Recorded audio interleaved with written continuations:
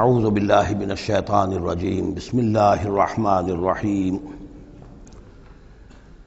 قل لا اقول لکم عندی خزائن اللہ ولا اعلم الغیب ولا اقول لکم انی ملک ان اتبع الا ما یوحی الی قل هل یستوی الاعمی والبصیر افلا تتفکرون صدق اللہ العظیم۔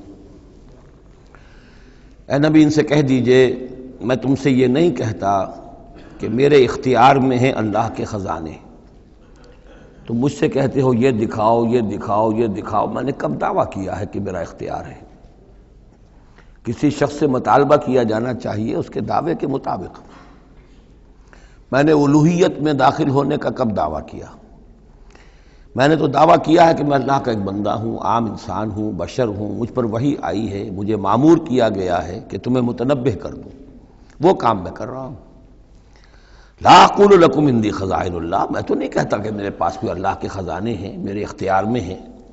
ولا اعلم الغیب، نہ میں نے یہ دعویٰ کیا ہے کہ غیب کا علم مجھے حاصل ہے۔ ولا اقول لکم انی ملک، نہ میں نے تم سے کبھی یہ کہا ہے یا کہتا ہوں کہ میں فرشتہ ہوں۔ ان اتبع الا ما یوحی الی، میں تو بس اتباع کر رہا ہوں اس شے کی کہ جو مجھے طرف وحی کی جا رہی ہے۔ قل هل یستوی الاعمی والبصیر، کہیے تو پھر اب برابر ہو جائیں گے دیکھنے والے اور اندھے؟ افلا تتفکرون، تو کیا تم تفکر نہیں کرتے، غور و فکر سے کام نہیں لیتے؟ وانذر بہ، اب پھر یہاں بہ پر زور دے رہا ہوں میں۔ اے نبی اس قرآن کے ذریعے سے خبردار کر دیجئے، آپ کا کام انذار ہے، تبشیر ہے۔ اوپر آ چکا ہے وما نرسل المرسلین الا مبشرین، پہلے آ چکا ہے اوحی الی ھذا القرآن لانذرکم بہ ومن بلغ، یہاں پھر آیا وانذر بہ الذین یخافون ان یحشروا الی ربہم، خبردار کر دیجئے اس کے ذریعے سے ان لوگوں کو کہ جنہیں واقعتاً کچھ خوف ہے کہ وہ اپنے رب کی طرف لے جائے جائیں گے۔ جیسا کہ میں نے آپ کو بتایا تھا کہ ان میں بھی بہت کم لوگ تھے کہ جو بعث بعد الموت کے منکر تھے، وہ یہ کہتے تھے کہ ہاں ہے، قیامت ہے، اٹھیں گے، اپنے رب کے پاس جائیں گے، لیکن وہاں ہمارے چھڑانے والے ہیں، وہ ہمیں بچا لیں گے۔ وانذر بہ الذین یخافون ان یحشروا الی ربہم لیس لہم من دونہ ولی ولا شفیع، ان کے لیے کوئی نہیں ہوگا اللہ کے سوا، نہ کوئی حمایتی نہ سفارش کرنے والا۔ اپنی ان مغالطوں کو رفع کر لیں، ان غلط فہمیوں کو رفع کر لیں۔ لعلہم یتقون، شاید کہ ان میں تقوی پیدا ہو جائے، شاید کہ وہ ڈر جائیں، شاید کہ خوف پیدا ہو جائے۔ ولا تطرد الذین یدعون ربہم بالغداۃ والعشی یریدون وجہہ، اور مت دھتکاریے آپ ان لوگوں کو کہ جو پکارتے ہیں اپنے رب کو صبح و شام اور وہ اس کی چہرے کی طالب ہیں، اس کی رضا کے جویا ہیں۔ یہ اصل میں اشارہ ہو رہا ہے کہ تمام رسولوں کے ساتھ یہ معاملہ ہوا، خاص طور پر حضرت نوح کے ساتھ بھی، کہ جو بڑے بڑے سرداران ہوتے تھے قوم کے، وہ کہتے تھے کہ اے نوح ہم تو تمہارے پاس آنا چاہتے ہیں، سمجھنا چاہتے ہیں بات کیا ہے، لیکن ہم دیکھتے ہیں جب بھی آئیں تمہارے پاس، تمہاری محفل میں بیٹھے ہوتے ہیں ہمارے کمی کاری ملازم گھٹیا لوگ، اب ہماری شایان نشان نہیں ہے کہ ہم ان کے ساتھ بیٹھیں۔ یہی بات حضور سے کہتے تھے کہ ہم آتے ہیں آپ کے پاس بات سمجھنے کے لیے، یہ آپ کے گرد جو جمگھٹا لگا رہتا ہے یہ ہمارے غلام لوگ ہیں، یہ ہمارے جو ہیں معاشرے کے پست طبقات ہیں، یہ آپ کے آس پاس ہوتے ہیں، تو پھر ہمارے شایان نشان یہ نہیں ہے کہ ہم ان کی موجودگی میں آپ سے بات کریں۔ اس پر جواب دیا جا رہا ہے اے نبی آپ ان کی باتوں سے کوئی اثر نہ لیں، آپ خام خواہ اپنے ان ساتھیوں کو، چاہے وہ غریب ہیں چاہے وہ پست طبقات سے ہیں، لیکن ان کی شان یہ ہے کہ وہ صبح و شام اللہ کو پکارتے ہیں، اللہ سے دعا کرتے ہیں، مناجات کرتے ہیں، تسبیح و تحمید کرتے ہیں، اور وہ اس کے چہرے، اس کے روح انور کے طالب ہیں، وہ اس کی رضا چاہتے ہیں، اس کی خوشی چاہتے ہیں۔ انہوں نے اپنی زندگی جو ہے من یشری نفسہ ابتغاء مرضات اللہ، یہ تو وہ لوگ ہیں جنہوں نے اپنی جانیں جو ہے اللہ کی رضا جوئی کے لیے، اللہ کی رضا حاصل کرنے کے لیے تج دی ہیں۔ ما علیک من حسابہم من شیء، آپ کے ذمے ان کے حساب میں سے کچھ نہیں ہے۔ وما من حسابک علیہم من شیء، اور نہ آپ کا ان کے اوپر آپ کے حساب میں سے کچھ ہے، یعنی یہ کہ یہ تو ہر شخص کو اپنی کمائی کرنی ہے، آپ کے ذمہ آپ کا فرض ہے، آپ کرتے جائیے۔ جو آپ کے پاس آ رہے ہیں ان کا حساب بھی اللہ لے لے گا، جو آپ کے پاس نہیں آتے ان کا حساب بھی لے لے گا، ہر ایک کو اس کے طرز عمل کے مطابق وہ بدلہ دے دے گا۔ نہ آپ ان کی طرف سے جواب دہ ہیں، نہ یہ آپ کی طرف سے جواب دہ ہیں۔ فتطردہم، تو اگر خدا نہ خواستہ بالفرض آپ ان کے دباؤ میں آ کر اگر انہیں دور کر دیں اپنے سے، دھتکار دیں، فتکون من الظالمین، تو آپ ظالموں میں سے ہو جائیں گے۔ وَكَذَلِكَ فَتَنَّا بَعْضَهُم بِبَعْضٍ، اور اسی طرح ہم نے بعض کو بعض کے ذریعے سے آزمایا ہے۔ حق کہہ رہا ہے ایک شخص لیکن ہے مفلس، اب وہ دولت مند جو ہے وہ مسکرائے گا، اس کو دیکھو یہ مجھے سمجھانے آیا ہے، اس کے کپڑے پھٹے ہوئے ہیں، جوتیاں پٹخارتا ہوا آ گیا مجھے سمجھانے کے لیے، اپنی حیثیت کو نہیں پہچانتا۔ حالانکہ دیکھنا یہ چاہیے کہ جو بات وہ کہہ رہا ہے صحیح ہے یا غلط۔ اس طرح ہم آزمائش کر دیتے ہیں لوگوں کے لیے، وَكَذَلِكَ فَتَنَّا بَعْضَهُم بِبَعْضٍ، اسی طرح ہم آزماتے ہیں بعض کو بعض کے ذریعے سے، لِيَقُولُوا، تاکہ وہ کہیں أَهَٰؤُلَاءِ مَنَّ اللَّهُ عَلَيْهِم مِّن بَيْنِنَا، کیا یہ وہ لوگ ہیں جن پر اللہ کا خاص انعام و احسان ہوا ہے ہم میں سے؟ اللہ کا احسان ہم پر ہوا ہے، دولت مند ہم ہیں، سردار ہم ہیں، چودراٹیں ہماری ہیں، حویلیاں ہماری ہیں، یہ جو ہیں گرے پڑے طبقات کے لوگ، کیا یہ ہیں کہ جو اللہ کا احسان اور ان کے اوپر اللہ تعالیٰ کا بڑا فضل ہوا ہے؟ یہ کہا کرتے تھے مکے کے لوگ بھی کہ اگر قرآن اللہ نے بھیجنا ہی تھا، کتاب نازل کرنی تھی، نبوت دینی تھی، تو کوئی رجل من القریتین عظیم، یہ جو دو شہر ہیں مکہ اور طائف، بڑے بڑے چودھری ہیں، سرمایہ دار ہیں، بڑے لوگ ہیں، سردار ہیں، ان میں سے کسی کے پاس بھیجتا۔ مکے کا یتیم جس کے پاس کوئی دولت نہیں، بچپن مفلسی میں گزرا ہے، سخت مشقت کے اندر جو ہے جوانی کا دور گزرا ہے، جس کے پاس کچھ بھی نہیں، کوئی عہدہ نہیں، کوئی منصب نہیں، قریش کا کوئی عہدہ حضور کے پاس نہیں تھا، کوئی منصب نہیں تھا، کوئی آپ کے پاس سرمایہ نہیں تھا، آپ تو پیدا ہی ہوئے ہیں یتیم، تو اس اعتبار سے کیا یہی رہ گیا تھا اللہ کے لیے؟ معاذ اللہ ثم معاذ اللہ۔ لِيَقُولُوا أَهَٰؤُلَاءِ مَنَّ اللَّهُ عَلَيْهِم مِّن بَيْنِنَا أَلَيْسَ اللَّهُ بِأَعْلَمَ بِالشَّاكِرِينَ، تو کیا اللہ تعالیٰ زیادہ واقف نہیں ہے ان سے کہ جو واقعتاً اس کا شکر کرنے والے ہیں؟ ایک اور جگہ آئے گا کہ اللہ تعالیٰ وَاللَّهُ أَعْلَمُ حَيْثُ يَجْعَلُ رِسَالَتَهُ، اللہ بہتر جانتا ہے کہ کہاں اسے اپنی رسالت کا منصب کس کو دینا چاہیے، کس میں اس کی صلاحیت ہے۔ جیسے طالوت کے بارے میں لوگوں نے کہہ دیا تھا کہ اس کے لیے کیسے ہو سکتی ہے سرداری، جبکہ ہمارے پاس دولت ہے، اس کے پاس دولت نہیں، لم یؤت سعۃ من المال، تو کہا گیا تھا اسے جسم اور علم کے اندر اللہ نے بسطہ یعنی کشادگی عطا فرمائی ہے۔ وَإِذَا جَاءَكَ الَّذِينَ يُؤْمِنُونَ بِآيَاتِنَا، اور اے نبی اس کے برعکس یہ لوگ جو چاہتے ہیں کہ آپ دھتکار دیں ان کو، اس کے برعکس آپ کی روش کیا ہونی چاہیے ان غرباء اور فقراء کے لیے؟ وَإِذَا جَاءَكَ الَّذِينَ يُؤْمِنُونَ بِآيَاتِنَا، جب آپ کے پاس آئیں وہ لوگ جو ہماری آیات پر ایمان رکھتے ہیں، فَقُلْ سَلَامٌ عَلَيْكُمْ، تو آپ ان کو سلام کہا کیجئے اور انہیں خوشخبری دیا کیجئے، کتب ربکم علی نفسہ الرحمہ، تمہارے رب نے اپنے اوپر رحمت کو لازم کر لیا ہے، اور تمہارے لیے خاص رحمت کا مظہر کیا ہے؟ انہ من عمل منکم سوءا بجہالۃ، کہ تم میں سے کوئی بھی اگر کسی وقت کوئی برے کام کا ارتکاب کر بیٹھے، جذبات میں آ کر، ناواقفیت سے، جہالت میں، ثم تاب من بعدہ، پھر اگر وہ فوراً توبہ کر لے گا، وہ اصلح اور اصلاح کر لے گا، فانہ غفور الرحیم، تو اللہ تعالیٰ غفور الرحیم ہے۔ یہ تمہارے لیے مزید خوشخبری ہے، تہنیت اللہ کی طرف سے، قل سلام علیکم کتب ربکم علی نفسہ الرحمہ انہ من عمل منکم سوءا بجہالۃ ثم تاب من بعدہ واصلح فانہ غفور الرحیم۔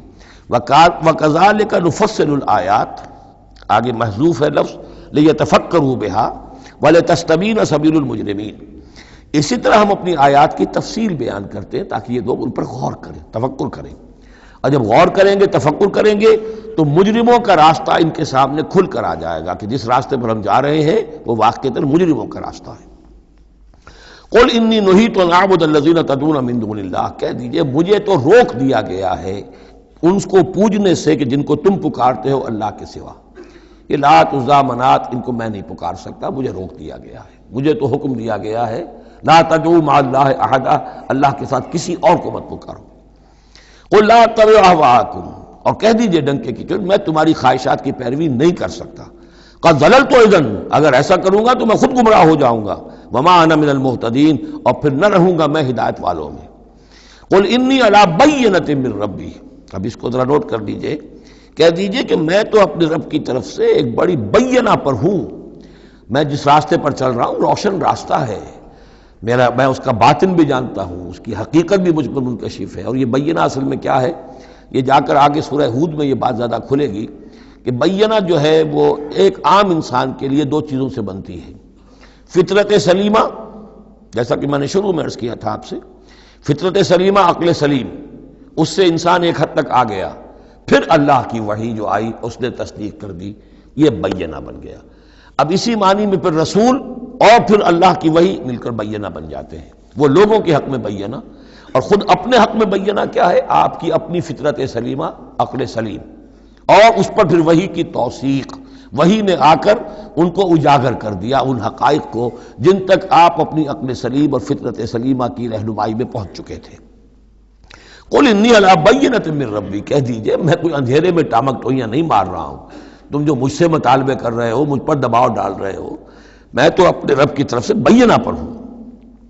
وَكَذَّبْتُمْ بِهِ، تم نے اسے جھٹلا دیا ہے۔ مَا عِندِي مَا تَسْتَعْجِلُونَ بِهِ، میرے پاس وہ شے موجود نہیں ہے جس کی تم جلدی مچا رہے ہو۔ وہ جلدی مچاتے تھے، لے آئیے عذاب، بہت سن چکے ہم، کان پک گئے سن سن کر ہمارے، عذاب آئے گا، عذاب آئے گا، عذاب کہاں ہے؟ وہ عذاب کہاں رکا ہوا ہے؟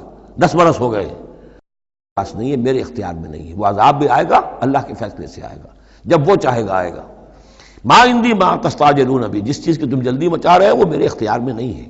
ان الحکم الا للہ، فیصلے کا اختیار کلیتاً اللہ کے ہاتھ میں ہے۔ یقص الحق، وہ حق بات بیان کر دیتا ہے، وہو خیر الفاصلین، اور وہ سب سے اچھا فیصلہ کرنے والا ہے۔ قل لو ان عندی ما تستعجلون به، اب اس میں وہ تلخی جو ہے وہ ظاہر ہو رہی ہے کہ تم جو تنگ آ گئے ہو میری باتیں سن سن کر، میرے اندر بھی تمہاری جانب سے بیزاری پیدا ہو چکی ہے۔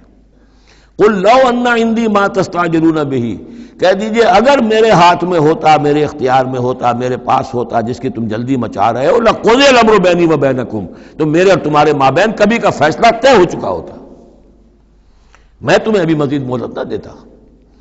تم اگر تمہارے کان پک گئے تو میں بھی تنگ آ چکا ہوں، میرے بھی اب جو ہے صبر کا پیمانہ جو ہے وہ ایک حد کو پہنچ چکا ہے۔ لقضی الامر بینی و بینکم، میرے اور تمہارے مابین کبھی کا فیصلہ چکا دیا گیا ہوتا۔ واللہ عالم بالظالمین، اللہ خوب واقف ہے ظالموں سے۔ وَعِندَهُ مَفَاتِحُ الْغَیب، اسی کے پاس ہے خزانے غیب کے۔ یہ مفاتح جو یہاں جمع آیا ہے تو مفتاح کہتے ہیں کنجی کو، اس کی جمع بھی ہے، اور مفتاح کہتے ہیں اس کو جس سے کھولا گیا، یعنی خزانہ۔ یہاں پر مفتاح کی جمع ہے یا مفاتح۔ وَعِندَهُ مَفَاتِحُ الْغَیب، اسی کے پاس غیب کے سارے خزانے ہیں۔ لا يعلمها الا هو، کوئی جانتا ہی نہیں ان کو سوائے اس کے۔ وَيَعْلَمُ مَا فِي الْبَرِّ وَالْبَحْرِ، اور وہ تو جانتا ہے جو کچھ خشکی میں ہے اور جو کچھ سمندر میں ہے۔ وَمَا تَسْقُطُ مِنْ وَرَقَةٍ إِلَّا يَعْلَمُهَا، اور نہیں گرتا کوئی ایک پتا بھی کسی درخت سے مگر اللہ کے علم میں ہوتا ہے۔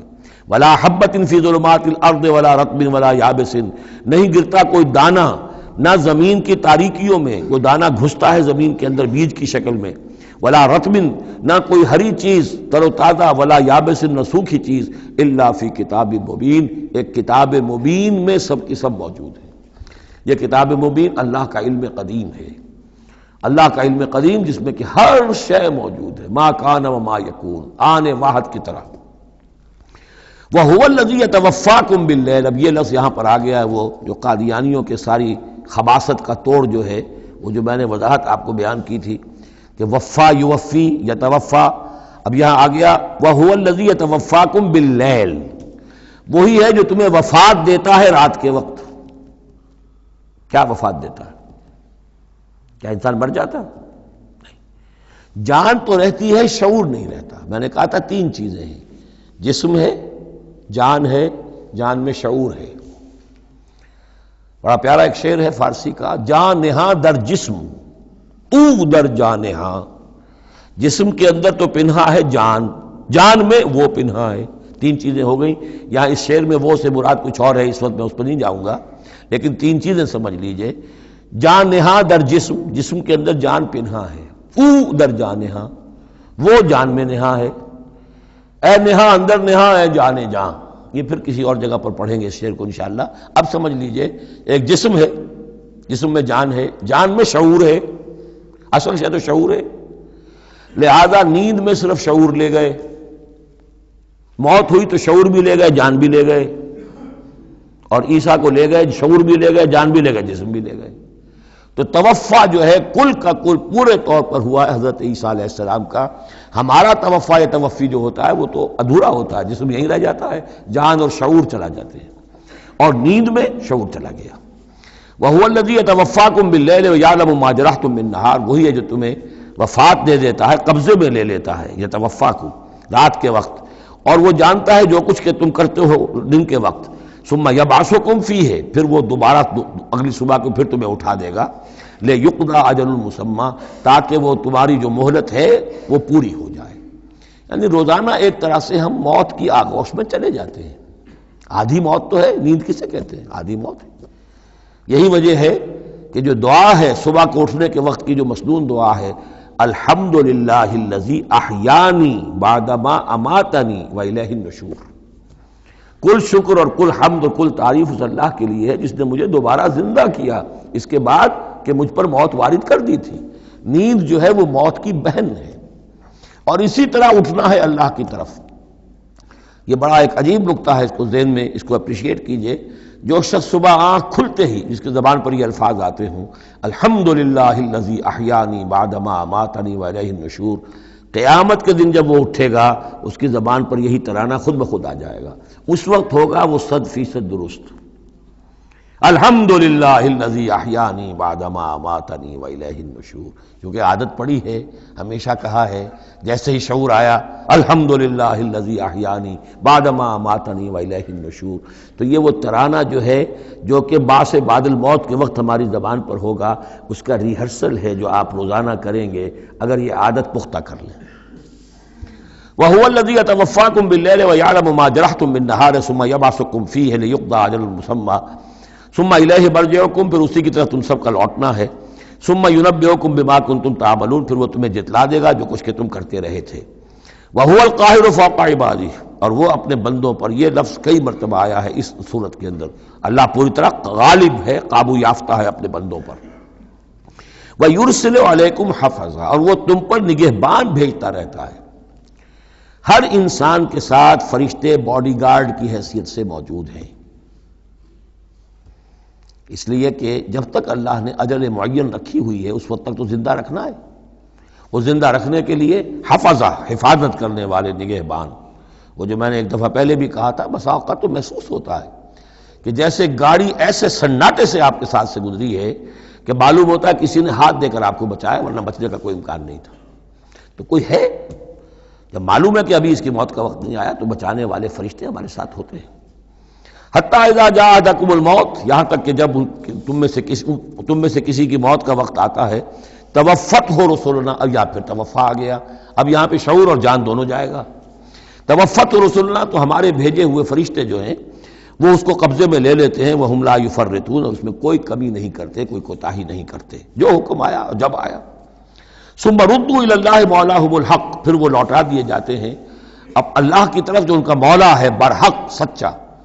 الا لہ الحکم، آگاہ ہو جاؤ، فیصلے کا اختیار اسی کے ہاتھ میں ہے، حاکمیت اسی کی ہے، ان الحکم الا للہ، یہ دوسری مرتبہ آیا یہاں۔ وہو اسرع الحاسبین، اور وہ حساب کرنے والوں میں سب سے بڑھ کر تیز ہے، یعنی اسے دیر نہیں لگے گی، اس کے کمپیوٹرز جو ہیں وہ کوئی بہت ہی سپر کمپیوٹر جن کا ہم تصور بھی نہیں کر سکتے۔ قل من ینجیکم من ظلمات البر والبحر تدعونہ تضرعا وخفیا، ان سے پوچھئے کون تمہیں نجات دیتا ہے اندھیروں میں سے، وہ تاریکی کے ہوں یا سمندر کے، سمندر میں گھپ اندھیرا ہے، کشتی چل رہی ہے، کچھ نظر نہیں آ رہا ہے، اوپر بادل بھی ہیں، اب اس وقت انسان کو کچھ نہیں سوچتا، ہاتھ کو ہاتھ سجھائی نہیں دے رہا، کون تمہیں پھر بھی بچاتا ہے وہاں؟ من ینجیکم۔ اسی طرح کوئی قافلہ ہے، بھٹک گیا ہے، اندھیری شب ہے، جدا اپنے قافلے سے ہے تو اب یہ کہ اندھیرے کے اندر بھٹک رہا ہے، نہ دائیں کا نہ بائیں کا پتہ نہیں، ہر درخت معلوم ہوتا ہے کوئی آسیب ہے، کوئی بھوت ہے جنہیں چلا آ رہا ہے، پھر بھی اللہ بچاتا ہے تمہیں۔ من ینجیکم من ظلمات البر والبحر تدعونہ تضرعا وخفیا، اس وقت تو تم پکارتے ہو اللہ کو بہت ہی گڑ گڑاتے ہوئے اور دل ہی دل میں خفیہ خفیہ، اے اللہ بچا دے، اے اللہ اس وقت کو راستہ بنا دے، کوئی دستگیری ہو جائے، کسی طرف سے روشنی ہو جائے۔ لئن انجانا من ہذہ، اور کہتے ہو تم دل میں اگر اللہ نے ہم کو اس سے بچا لیا، نجات دے دی، لنکونن من الشاکرین، پھر تو اب باقی زندگی تو بالکل اللہ کے شکر گزار بندے بن کر ہم گزار دیں گے۔ قل اللہ ینجیکم منہا، اللہ تعالیٰ پھر نجات دیتا ہے تمہیں اس سے، ومن کل کرب، اور ہر کرب سے، ہر تکلیف سے، ثم انتم تشرکون، پھر اس کے بعد تم آ کے پھر شرک شروع کر دیتے ہو، پھر تمہیں اپنی دیویاں دیوتا، اپنے آلہہ، اپنے چودھری، اپنے سردار یاد آ جاتے ہیں۔ قل هو القادر على ان يبعث عليكم عذابا من فوقكم، یہ آیت جو ہے یہ بہت اہم ہے کہ عذاب الہی کی کئی قسمیں ہیں، 3 قسمیں یہاں بیان ہوئی ہیں۔ کہہ دیجئے وہ قادر ہے اس پر کہ تم پر بھیج دے کوئی عذاب من فوقکم، تمہارے اوپر سے، آسمان کا ٹکڑا گر جائے، کوئی میٹیورائٹ گر جائے، جو بعد خبریں آتی رہتی ہیں کوئی آ رہا ہے، لیکن یہ کہ وہ پھر تحلیل ہو جاتا ہے کہیں، جو بھی اوزون لیئر ہے یا کچھ اور ہے بچت ہے، لیکن یہ کہ اگر اللہ چاہے تو جہاں آسمان پر سے کوئی عذاب بھیج دے آپ کے اوپر، او من تحت ارجلکم، یا آپ کے قدموں کے نیچے سے، زمین پھٹ جائے، شق ہو جائے، زلزلہ آئے، زمین دھنس جائے، یہ بھی ہوتا ہے، خسف ہوں گے، قیامت سے پہلے بڑے بڑے 3 خسف ہونے ہیں جن کی خبر دی گئی ہے احادیث کے اندر، بڑے بڑے ٹکڑے زمین کے دھنس جائیں گے اندر۔ قل هو القادر على ان يبعث عليكم عذابا من فوقكم او من تحت ارجلكم، یہ 2 شکلیں ہو گئی، اوپر سے یا قدموں کے نیچے سے، او يلبسكم شيعا، یا تمہیں گروہوں میں تقسیم کر دے، ويذيق بعضكم بعض بعض، اور ایک کی طاقت کا مزہ دوسرے کو چکھائے۔ اب لڑو آپس میں، پرانے اور نئے سندھی لڑو آپس میں، پنجابی اور اردو بولنے والے لڑو، اور بلوچ اور پختون لڑو، مارو ایک دوسرے کو۔ اللہ تعالیٰ کو نہ آسمان کو تکلیف دینے کی ضرورت کہ اس کا کوئی ٹکڑا گرائے، نہ زمین کو کوئی مشقت دینے کی کہ وہ پھٹے، کوئی ضرورت نہیں، آپس میں تقسیم ہو جاؤ گے، گروہ بندی ہو جائے گی، شیعہ سنی کو مارے اور سنی شیعہ کو مارے۔ یہ جو ہے یہ عذاب الہی کی بدترین شکل ہے جو آج مسلمانان پاکستان پر مسلط ہے۔ وہ کبھی ایک قوم ہوتے تھے، ہندو کا جب مقابلہ تھا ایک قوم تھے، اور اب وہ قوم جو ہے قومیتوں میں، عصبیتوں میں تحلیل ہو چکی ہے۔ انظر کیف نصرف الآیات لعلہم یفقہون، دیکھو کیسے ہم اپنی آیات کی تصریف کرتے ہیں۔ تصریف کہتے ہیں آیات کو گھمانا، ایک ہی بات کو اسلوب بدل بدل کر، انداز بدل بدل کر، ترتیب بدل بدل کر لانا۔ ایک پھول کا مضمون ہو تو 100 رنگ سے باندھو۔ وَكَذَّبَ بِهِ قَوْمُكَ وَهُوَ الْحَقُّ، اور اے نبی آپ کی قوم نے اسے جھٹلا دیا۔ بہی مراد قرآن، یعنی میں نے عرض کیا کہ اس صورت کیا یہ عمود، حصی معجزہ کوئی نہیں دکھائیں گے، اصل معجزہ محمد کا یہ قرآن ہے صلی اللہ علیہ وسلم، اسی لیے بہی بہی بہی اس کی تکرار اس میں کثرت سے ملے گی۔ وَكَذَّبَ بِهِ قَوْمُكَ وَهُوَ الْحَقُّ، یہ قرآن الحق ہے، لیکن اے نبی آپ کی قوم نے اس کو جھٹلا دیا ہے۔ قُلْ لَسْتُ عَلَيْكُمْ بِوَكِيلٍ، ان سے کہہ دیجئے میں اب تمہارا ذمہ دار نہیں ہوں۔ اب میں نہیں کہہ سکتا کہ کب اللہ کے عذاب کا بند جو ہے وہ کھل جائے اور تمہارے اوپر وہ عذاب ہلاکت جو ہے وہ آ جائے۔ لِكُلِّ نَبَوْ مُسْتَقَرٌ، كُلِّ نَبَإٍ مُسْتَقَرٌ، ہر خبر، ہر بڑی بات کے لیے وقت معین ہے۔ فَسَوْفَ تَعْلَمُونَ، میں نہیں کہہ سکتا، جیسے کہ سورہ انبیاء میں فرمایا وَإِنْ أَدْرِيَ قَرِيبٌ أَمْ بَعِيدٌ مَا تُوعَدُونَ، میں یہ نہیں جانتا کہ جس کی تمہیں دھمکی دی جا رہی ہے وہ قریب آ چکا ہے یا دور ہے، ٹائم ٹیبل اللہ کے علم میں ہے، لیکن یہ میں جانتا ہوں کہ اگر تمہاری روش یہی رہی تو عذاب آ کر رہے گا۔ بسوف تعلمون، اور ان قریب تمہیں معلوم ہو جائے گا۔ وَإِذَا رَأَيْتَ الَّذِينَ يَخُوضُونَ فِي آيَاتِنَا، یہ وہ آیت آ گئی جس کا حوالہ سورہ نساء کی آیت نمبر 140 میں آیا تھا کہ تمہیں پہلے ہدایت دی گئی تھی کہ جب تم لوگوں کو دیکھو کہ وہ ہماری آیات کا استہزاء کر رہے ہیں، تبصر کر رہے ہیں، تو ان کے پاس بیٹھو مت، اٹھ کر چلے جاؤ، کم سے کم یہ کہ ایک پروٹیسٹ میں واک آؤٹ تو وہاں سے ہو جائے۔ وَإِذَا رَأَيْتَ الَّذِينَ يَخُوضُونَ فِي آيَاتِنَا، اور جب تم دیکھو لوگوں کو کہ وہ ہماری آیات میں خوض، مین میخ نکال رہے ہیں۔ دیکھیے اردو میں ہم ایک لفظ بولتے ہیں غور و خوض، بڑا غور و خوض ہو رہا ہے، بہت غور و خوض کے بعد میں اس نتیجے پر پہنچا ہوں۔ یہ دونوں لفظ جو عربی زبان کے بہت قریب کے ہیں، غور کے معنی، غور اچھے معنی میں آتا ہے اور خوض برے معنی میں آتا ہے۔ صحیح چھان پھٹک کرنا اور غور کرنا، اس کے ما لہو ما علیہ، فار کیا ہے، اگینسٹ کیا ہے، یہ مثبت انداز میں یہ ہے غور۔ خوض ہے مین میخ نکالنا، اس کے اندر جو ہے بال کی کھال خام خواہ کو اتارنا، یہ کوشش ہے، یہ خوض ہے۔ وَإِذَا رَأَيْتَ الَّذِينَ يَخُوضُونَ فِي آيَاتِنَا، جبکہ وہ ہماری آیات میں اس طریقے کا معاملہ کر رہے ہوں تو جب تم دیکھو فَأَعْرِضْ عَنْهُمْ، تو ان سے کنارہ کرو، حَتَّى يَخُوضُوا فِي حَدِيثٍ غَيْرِهِ، یہاں تک کہ پھر وہ کسی اور بات میں لگ جائے، کسی اور مذاق میں، ٹھٹھے میں، پھر تم ان کے پاس جا سکتے ہو۔ وَإِمَّا يُنْسِيَنَّكَ الشَّيْطَانُ فَلَا تَقْعُدْ بَعْدَ الذِّكْرَىٰ، اور اگر تمہیں شیطان بھلا دے، تم بیٹھے ہوئے تھے وہاں گفتگو شروع ہوئی، کچھ دیر تک تمہیں احساس نہیں ہوا کہ یہ تم اس کام میں لگ گئے ہیں، تو تمہیں یاد نہیں آیا، لیکن فَلَا تَقْعُدْ بَعْدَ الذِّكْرَىٰ، جب یاد آ جائے تو مت بیٹھو ان کے ساتھ، مع القوم الظالمین، ان ظالموں کے ساتھ، پھر وہاں سے واک آؤٹ کرو احتجاجاً، اور پھر یہ البتہ منتظر رہو، چونکہ دعوت و تبلیغ کے لیے پھر تمہیں آنا ہے، تو قالوا سلاما، علیحدہ بھی ہو تو وہ لٹ مار کے نہ ہو، بلکہ یہ کہ اٹھو وہاں سے تو بڑی خوبصورتی کے ساتھ۔ وما علی الذین یتقون من حسابہم من شیء، اور یقیناً جو لوگ اللہ کی تقوی کی روش اختیار کرتے ہیں ان پر ان کے حساب کی کوئی ذمہ داری نہیں ہے، ولیکن ذکریٰ لعلہم یتقون، لیکن یہ یاد دہانی ہے تاکہ وہ تقوی اختیار کریں۔ وذر الذین اتخذوا دینہم لعبا ولہوا، اور چھوڑو ان کو، دفع کرو، نظر انداز کرو، ان سے آپ نظر پھیر لو کہ جنہوں نے اپنے دین کو کھیل اور کود بنا لیا ہے، کھیل، ہنسی مذاق، ٹھٹا۔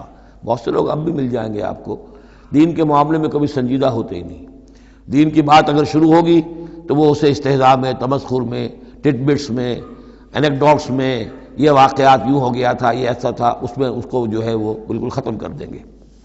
وَذَرِ الَّذِينَ اتَّخَذُوا دِينَهُمْ لَعِبًا وَلَهْوًا وَغَرَّتْهُمُ الْحَيَاةُ الدُّنْيَا، اور ان کو تو اصل میں دھوکے میں مبتلا کر دیا ہے دنیا کی زندگی نے، ساری توجہات ادھر ہیں، بھاگ دوڑ اس کے لیے ہے، زیادہ سے زیادہ کمانا ہے، مال جمع کرنا ہے، حلال سے ہو حرام سے ہو، ساز و سامان کی فکر پڑی ہوئی ہے۔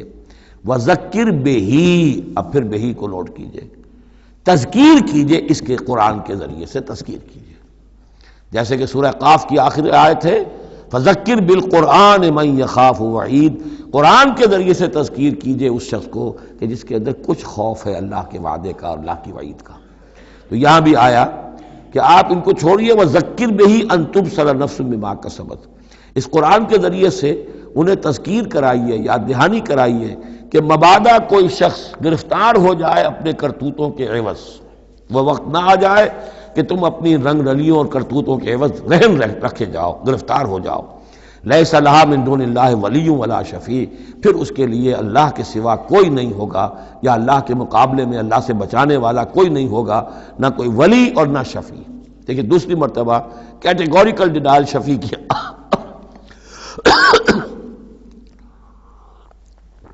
آیت الکرسی کے ضمن میں عرض کر چکا ہوں، بیشتر مقامات پر قرآن مجید میں کیٹیگوریکل ڈینائل ہے، کوئی شفاعت نہیں۔ البتہ ہے ایک شفاعت کا، ایک شفاعت حقہ کی ایک حیثیت ہے، اس کو سمجھنے کی ضرورت ہے، اس کی شرائط ہیں، اس کی لیمٹس ہیں۔ اگر ان شرائط اور لیمٹ سے آزاد کر دیں گے تو پھر یہ ہے کہ وہ شفاعت کا جو تصور ہے ایمان بالآخرت کی نفی کر دے گا، پھر کوئی فائدہ ہی نہیں، ڈر کا آئے گا۔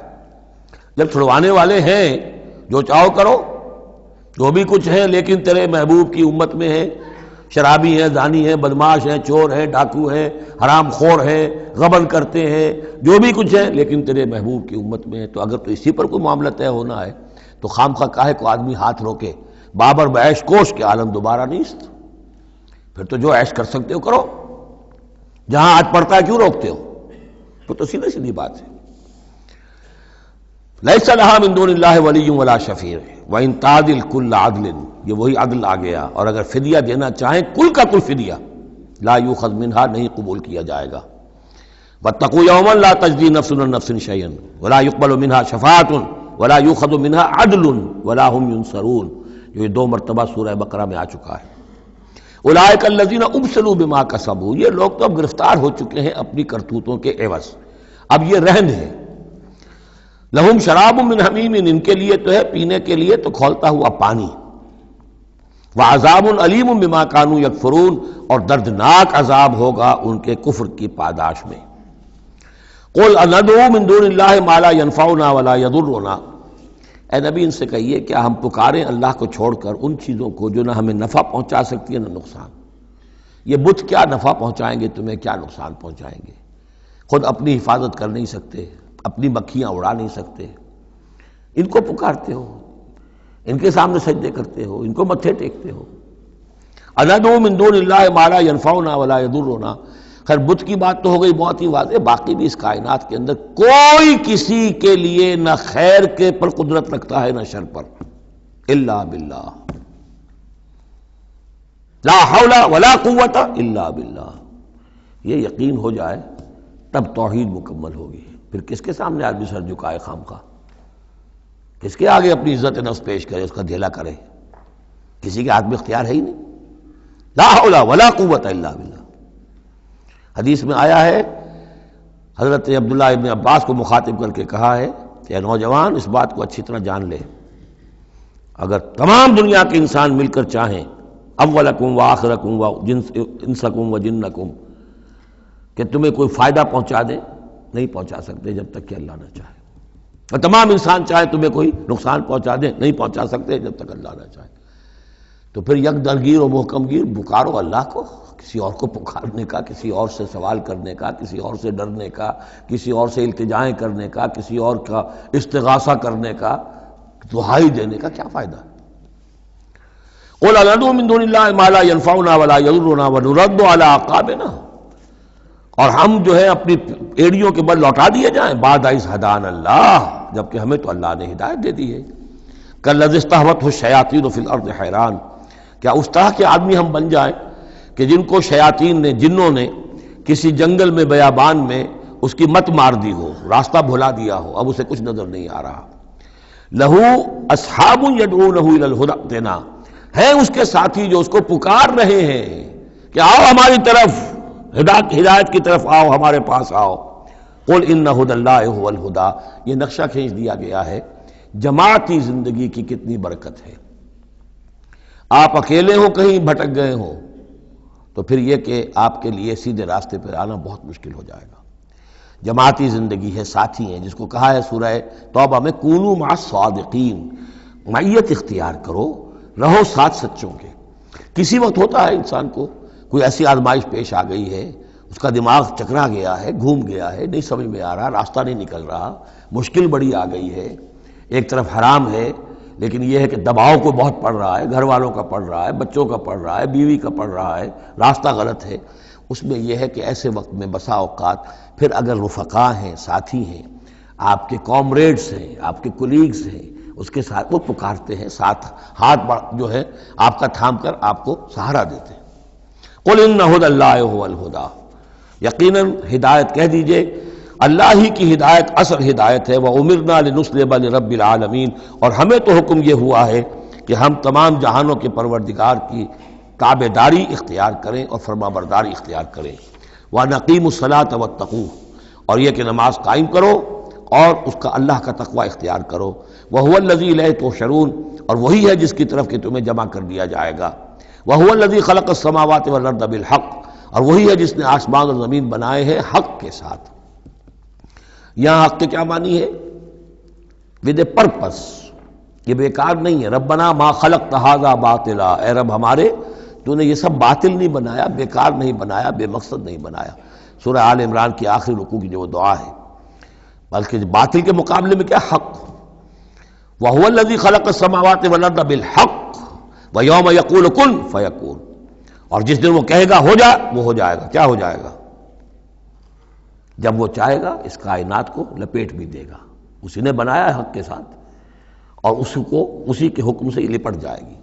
آگے چل کر آئے گا یوم نطوی السماء کطی السجل للکتب، جس دن کہ ہم تمام خلاؤں کو اور فضاؤں کو اور آسمانوں کو، ان سب کو ایسے لپیٹ دیں گے جیسے کہ تم کتابوں کا تومار لپیٹ لیتے ہو۔ والسماوات مطویات بیمینہ، تمام یہ خلا اور سما یہ سب اللہ کے داہنے ہاتھ میں لپٹے ہوئے ہوں گے۔ قولہ الحق، اس کا فرمانا ہی حق ہے۔ اس کا کیا معنی ہے؟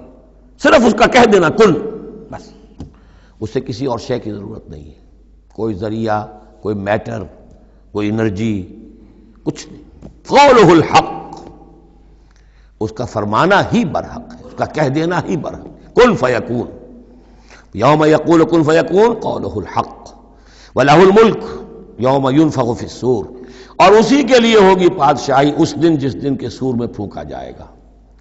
اگرچہ حقیقت میں تو بادشاہی اب بھی اسی کی ہے، لیکن ابھی جھوٹے سچے بادشاہ بیٹھے ہوئے ہیں۔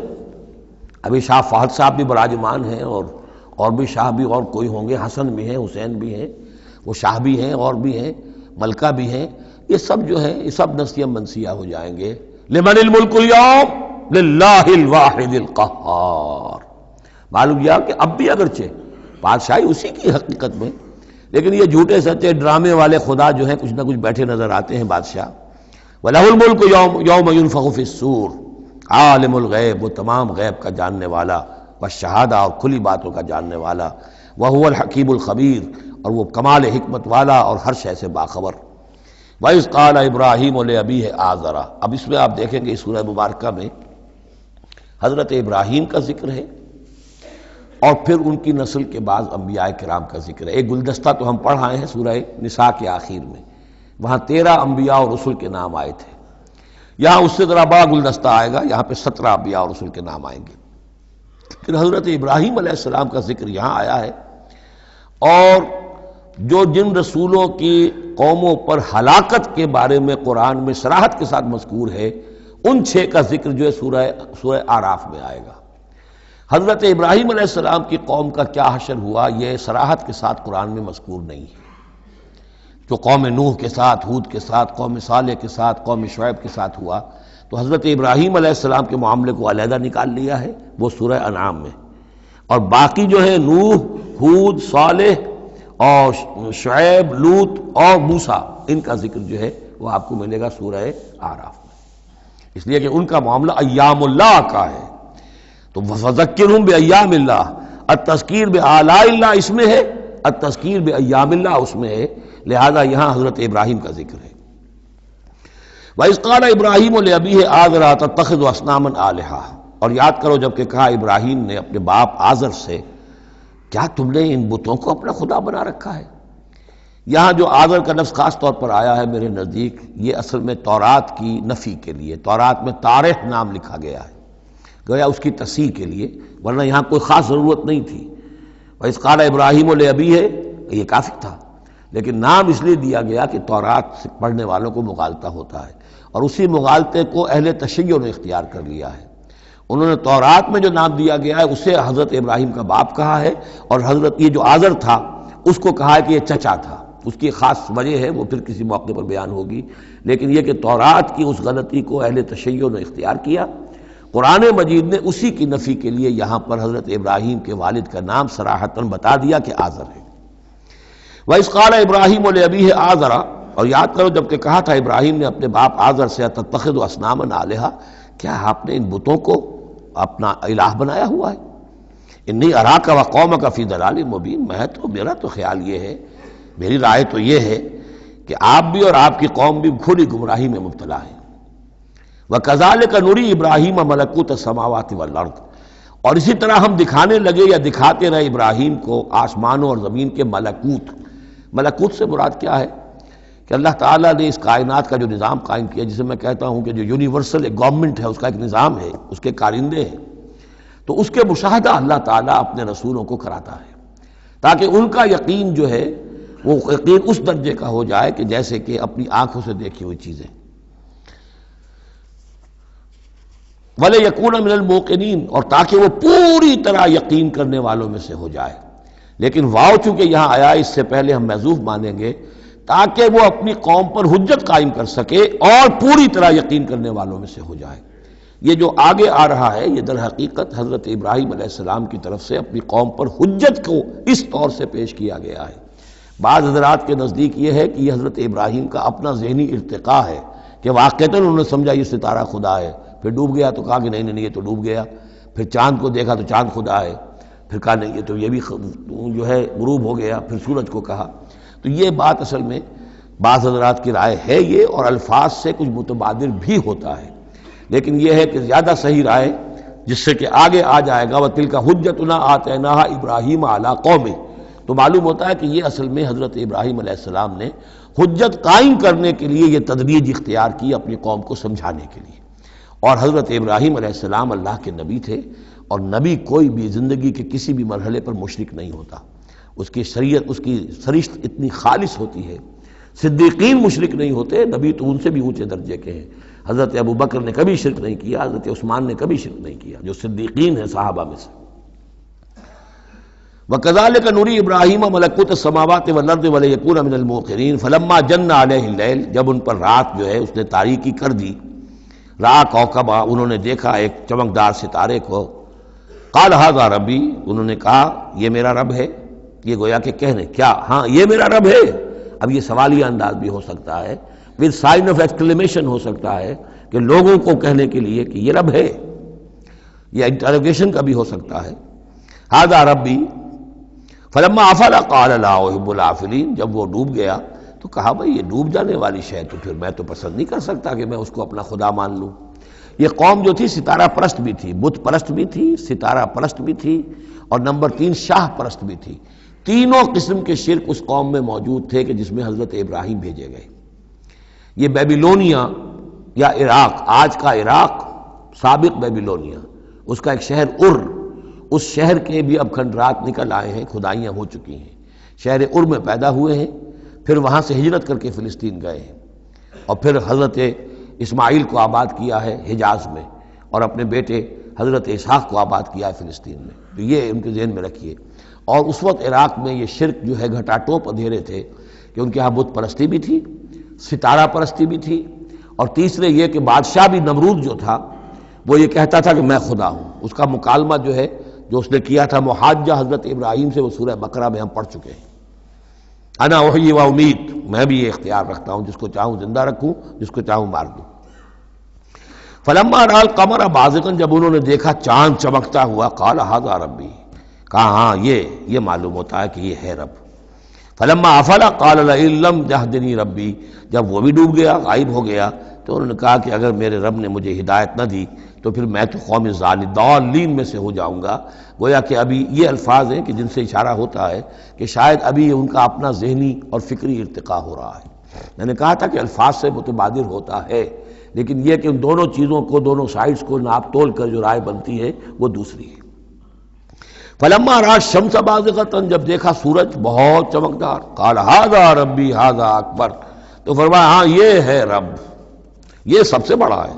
فلما افلت، جب وہ بھی ڈوب گیا، قال یا قوم انی بریء مما تشرکون، انہوں نے کہا اے میری قوم کے لوگوں، میں تو بری ہوں، اعلان برات کرتا ہوں ان سب سے جنہیں تم شریک ٹھہرا رہے ہو۔ انی وجہت وجہی للذی فطر السماوات والارض حنیفا، میں نے تو اپنا رخ کر لیا ہے، اپنا چہرہ جو ہے ادھر کر لیا ہے اس ہستی کی طرف جس نے آسمانوں اور زمین کو بنایا، یکسو ہو کر، وما انا من المشرکین، اور میں مشرکوں میں سے نہیں ہوں۔ وحاجہ قومہ، اب اس پر محاجہ کیا ان سے ان کی قوم نے، وہ حجت بازی شروع کر دی، یہ تم نے کیا کہہ دیا؟ سارے دیویوں کی نفی کر دی، سارے ستاروں کی نفی کر دی، ہر چیز کی نفی کر دی، اب تم پر مار پڑے گی فلاں دیوی کی اور فلاں ستارے کی نحوست جو ہے اس کا تم نے انکار کیا، تیار ہو جاؤ، اب تمہارے اوپر شامت آئے گی۔ قال تحاجونی فی اللہ وقد ہدان، انہوں نے فرمایا مجھ سے محاجہ کر رہے، حجت بازو کر رہے اللہ کے بارے میں، جبکہ اس نے تو مجھے ہدایت دے دی ہے، مجھے تو اللہ نے ہدایت دی ہے۔ ولا اخاف ما تشرکون بہ، اور مجھے کوئی خوف نہیں ان ہستیوں کا جنہیں تم شریک ٹھہرا رہے ہو، مجھے کوئی خوف نہیں۔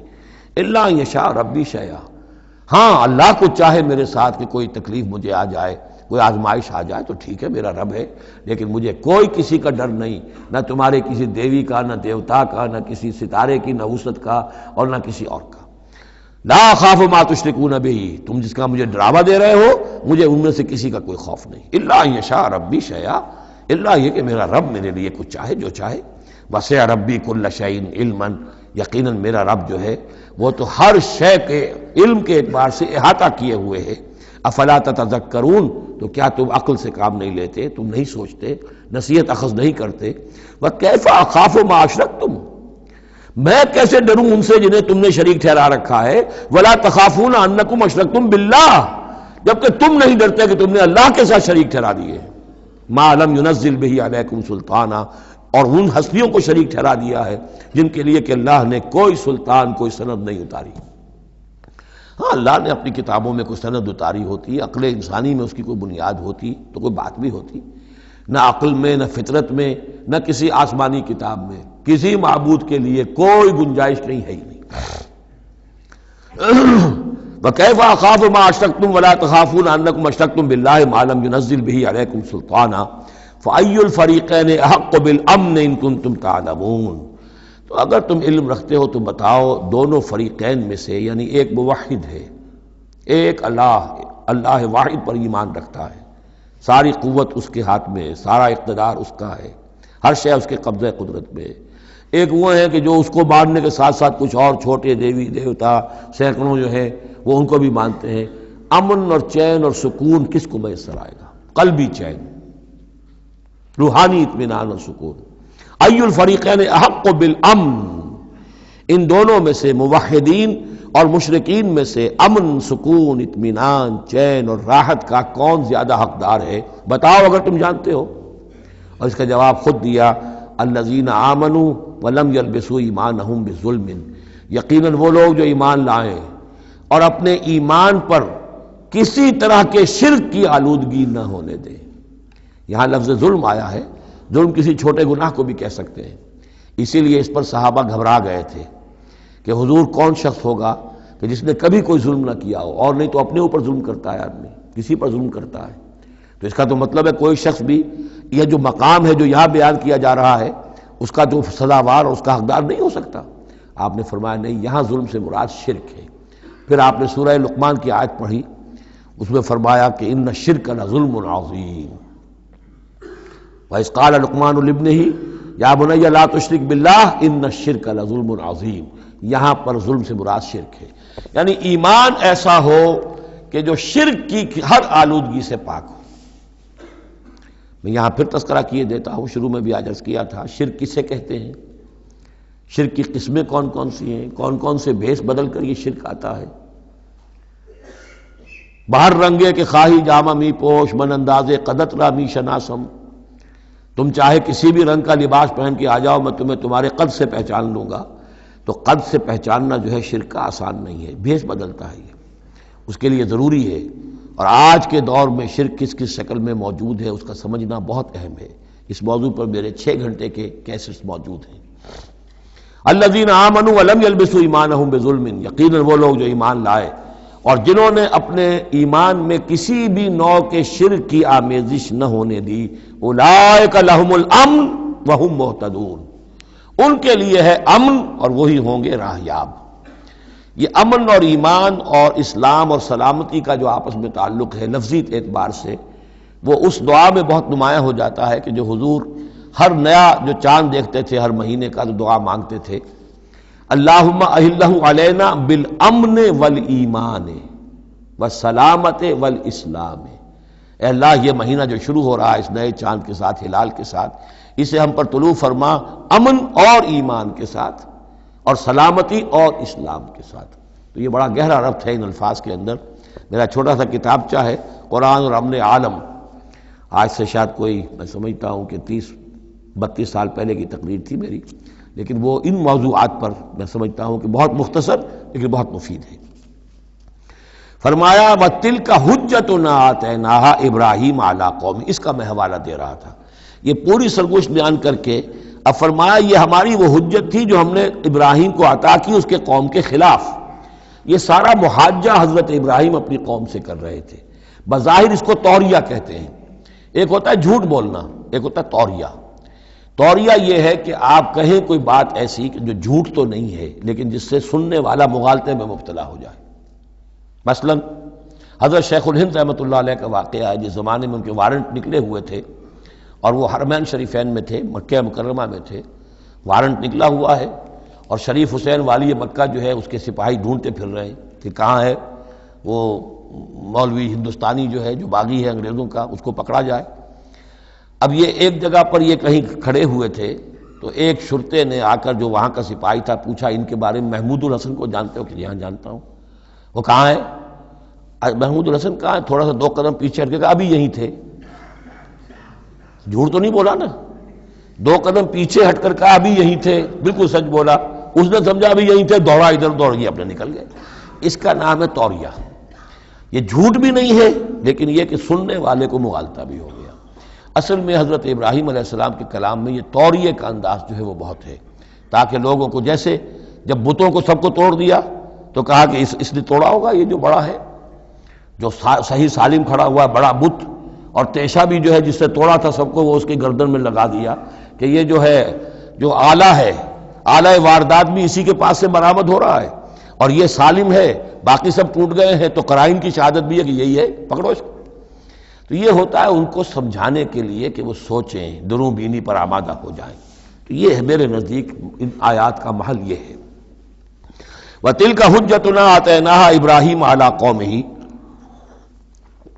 اور یہ ہماری وہ دلیل تھی جو ہم نے عطا فرمائی ابراہیم کو اس کی قوم کے خلاف، نرفع درجات من نشاء، ہم بلند کرتے ہیں درجے جن کے چاہتے ہیں۔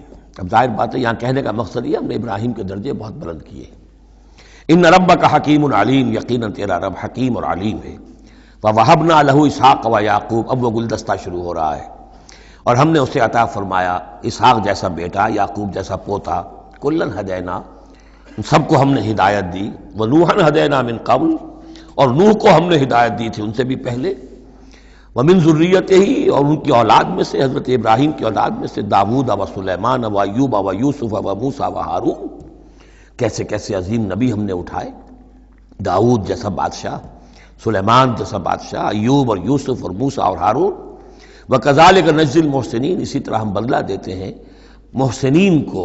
یہ لوگ ظاہر بات ہے کہ ایمان کی اس بلند ترین منزل پر فائز تھے جس کو ہم پڑھا ہے سورہ مائدہ میں کہ ثم اتقوا واحسنوا واللہ یحب المحسنین، وزکریا ویحییٰ وعیسیٰ والیاس، مزید برآں زکریا جیسے نبی، یحییٰ جیسے نبی، عیسیٰ علیہ السلام، والیاس کل من الصالحین، یہ سب کے سب نیک بختوں میں سے تھے، واسماعیل والیسع ویونس ولوطا، اور اسماعیل اور الیسع اور یونس اور لوط، وکلا فضلنا علی العالمین، سب کو ہم نے تمام جہان والوں پر فضیلت دی، ومن آبائہم، اور ان کے آباء و اجداد میں سے بھی، وذریاتہم، اور ان کی نسلوں میں سے بھی، واخوانہم، اور ان کے بھائیوں میں سے بھی، واجتبیناہم، ہم نے ان کو چن لیا، پسند کر لیا، سلیکٹ کر لیا، وہدیناہم الی صراط مستقیم، اور ہم نے ان کو ہدایت دی سیدھے راستے کی طرف۔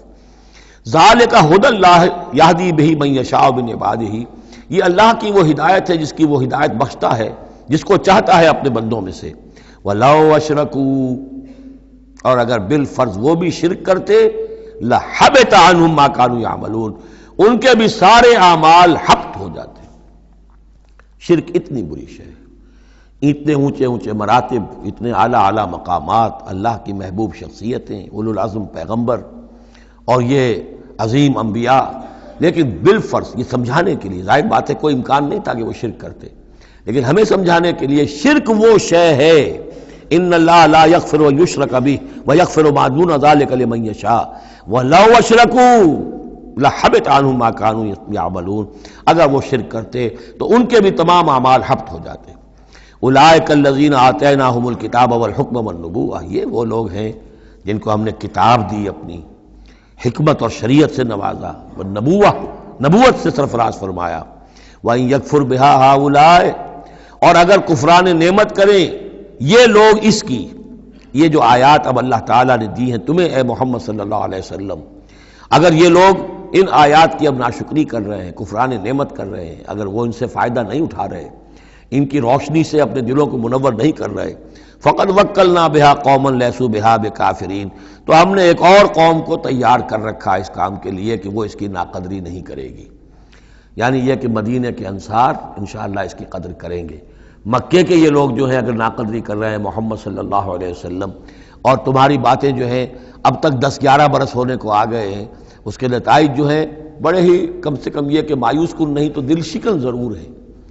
محمد جیسا مبلغ اور رسول اور داعی اور مربی اور مزکی اور معلم، اور 10-12 برس کی جد و جہد میں بمشکل 150 پونے 200 آدمی، پہلے 10 برس میں تو بمشکل 125 آدمی۔ تو یہ ہے کہ اس اعتبار سے فَإِن يَكْفُرْ بِهَا هَؤُلَاءِ، اگر یہ لوگ کفران نعمت کر رہے ہیں ان کا، فقد وکلنا بہا، تو ہم نے کچھ مقرر کر دیے ہیں کچھ اور لوگ، قومن، ایک ایسی قوم، لیسوا بہا بکافرین، جو ان کی شاید جو اس کی ناشکری نہیں کریں گے۔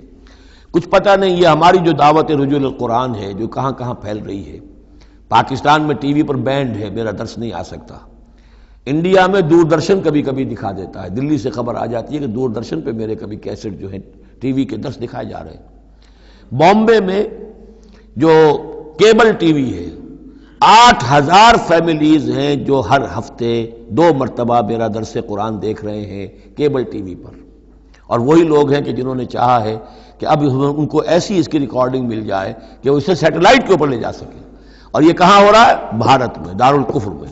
اور پاکستان میں کیا ہو رہا ہے؟ جو کچھ ہو رہا ہے وہ آپ کے سامنے ہے۔ تو اگر ناقدری کرنے والے ہیں، گرفتہ چینیاں احرام و مکی خفتہ در بٹھا، چینیوں نے تو احرام باندھ لیے، اور مکی جو ہے ابھی سویا ہوا ہے بتھا کی وادی کے اندر، ابھی اسے ہوش ہی نہیں ہے کہ وہ اٹھے وہ بھی احرام باندھے۔ تو یہ بہرحال یہ آیت بڑی اہم ہے اس اعتبار سے، آج کے دور میں خاص طور پر یہ ہے کہ کوئی مایوسی انسان کو ہونی نہیں چاہیے۔ ہمیں تو پتہ بھی نہیں ہے کہ کہاں کہاں یہ بات پھیل رہی ہے، ممکن ہی نہیں ہے مجھے معلوم ہو کہ میرے کیسٹ کہاں کہاں پہنچ گئے۔ وہ تو جہاں کہیں بھی جاتا ہوں دیکھتا ہوں سنتا ہوں، کوئی کہتا ہے میرے پاس 300 کیسٹ آپ کے ہیں، کوئی کو ملتا ہے میرے پاس اتنے کیسٹ آپ کے ہیں، میں سنتا ہوں۔ تو اب یہ دعوت پھیل رہی ہے، اب یہ میں نہیں کہہ سکتا کہ کس جگہ پر یہ جڑ پکڑے زمین کے اندر، اور یہ انقلابی دعوت جو ہے قرآن کی وہ وہاں ایک تناور درخت بنے، ایک تحریک زبردست انقلابی اٹھے۔ فَإِن يَكْفُرْ بِهَا هَؤُلَاءِ فَقَدْ وَكَّلْنَا بِهَا قَوْمًا لَيْسُوا بِهَا بِكَافِرِينَ۔ اگر یہ اس کی ناقدری کر رہے ہیں تو اے نبی آپ آزردہ خاطر نہ ہو، ہم نے ایک اور قوم کو تیار کر لیا ہے کہ وہ اس کی ناقدری نہیں کریں گے۔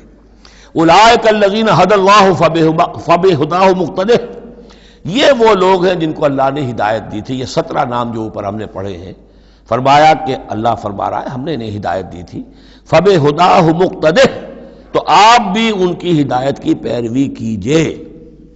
یہ بہت اہم نقطہ ہے جو یہاں پر نوٹ کر لینے کا ہے کہ جو بھی سابقہ انبیاء کے معاملات کہیں آئیں اور ان کی نفی نہ آئے، وہ چیز گویا کہ ہم مسلمانوں کے لیے بھی وہ چیز جو ہے وہ اس قابل ہے کہ ہم اس کی اتباع کریں، اس کی پیروی کریں، اس کو مانیں۔ چنانچہ اسی اعتبار سے یہ رجم اور قتل مرتد، یہ 2 سزائیں جو ہیں یہ ہمارے ہاں اہل سنت نے اور سب تمام مسلمانوں نے یہ لی ہے کہ رجم کی سزا قرآن میں نہیں ہے، یہ سابق شریعت کی سزا ہے جس کو حضور نے برقرار رکھا ہے۔ قتل مرتد کا ذکر بھی قرآن مجید میں نہیں ہے، یہ بھی سابق امت کے اندر سابق شریعت کی سزا ہے جس کو برقرار رکھا گیا ہے۔ جب تک کسی شے کی نفی نہ ہو جائے سابق جو بھی شریعت ہے اس کی، اس وقت تک یہ ہے کہ وہ چیز بھی لاگو رہے گی۔ فرمایا اولئک الذین ھدی اللہ فبہداہ مقتدہ قل لا اسألکم علیہ اجرا، اور کہہ دیجئے کہ میں تم سے اس پر کسی اجر کا طالب نہیں ہوں، میں نے تم سے کوئی محنتانہ کبھی طلب نہیں کیا، تم سے کوئی معاوضہ نہیں مانگا۔ ان هو الا ذکریٰ للعالمین، یہ نہیں ہے مگر تمام جہان والوں کے لیے یاد دہانی ہے، نصیحت ہے۔